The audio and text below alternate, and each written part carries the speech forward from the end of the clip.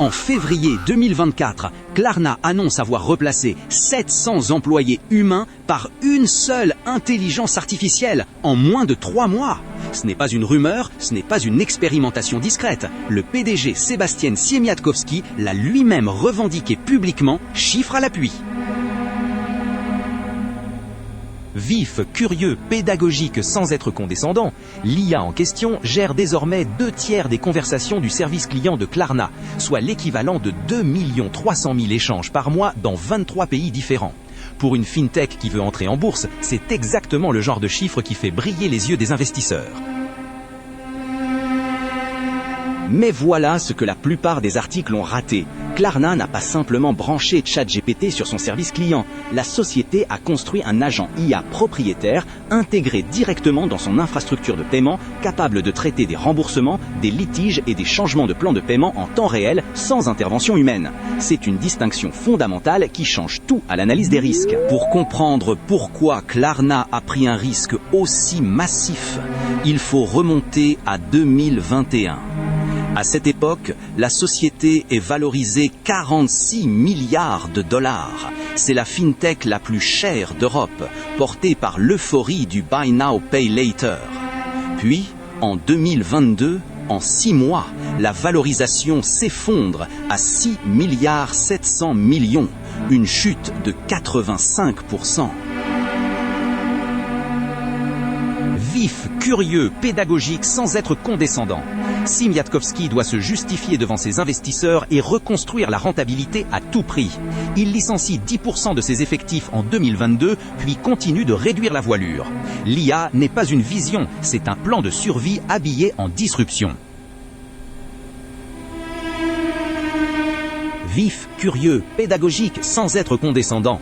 Les chiffres annoncés sont spectaculaires. L'agent IA résout un ticket en 2 minutes en moyenne, contre 11 minutes pour un agent humain.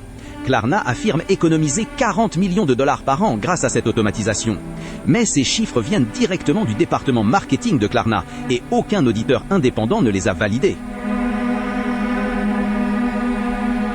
Vif, curieux, pédagogique, sans être condescendant.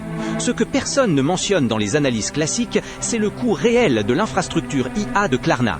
La société paye des dizaines de millions de dollars par an à OpenAI pour l'accès au modèle GPT-4, plus des coûts d'ingénierie interne colossaux.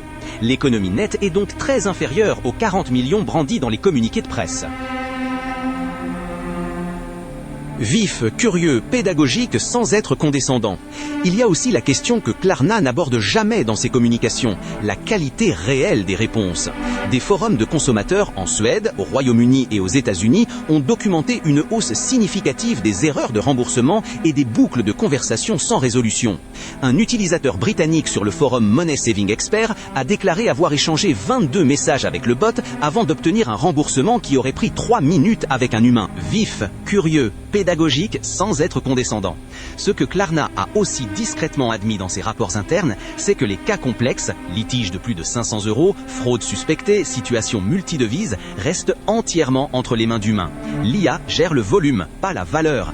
Et le volume, c'est souvent les clients les plus vulnérables, ceux qui ont le moins de ressources pour escalader. Puis en juillet 2025, Klarna entre en bourse sur le NYSE avec une valorisation de 14 milliards 700 millions de dollars. L'IA était au cœur du pitch investisseur, l'argument numéro 1 pour justifier des marges améliorées. Mais voilà le détail que presque tout le monde a manqué. Dans le prospectus S1 déposé à la SEC, Klarna mentionne explicitement le risque que son IA génère des erreurs légalement contraignantes dans des juridictions où la réglementation sur les décisions automatisées est en train de changer.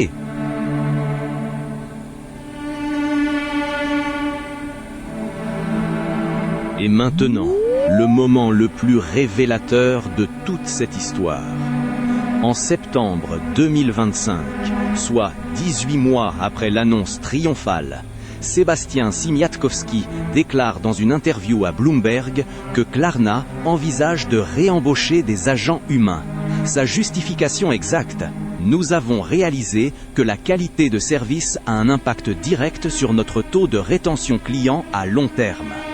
En d'autres termes, l'IA a fait fuir suffisamment de clients pour que la décision purement financière soit inversée. Le bilan réel, 12 mois après l'annonce, est donc celui-ci. Des économies réelles, mais bien inférieures aux promesses. Une expérience client dégradée sur les cas simples à fort volume, une dépendance technique critique envers OpenAI et une leçon que toute la Silicon Valley devrait graver dans le marbre. Remplacer des humains par une IA, c'est facile à annoncer. Gérer les conséquences, c'est là que le vrai travail commence. Et peut-être que la vraie question n'est pas de savoir si l'IA peut faire le travail d'un humain, mais si une entreprise est prête à assumer ce que ça coûte quand elle ne le fait pas bien.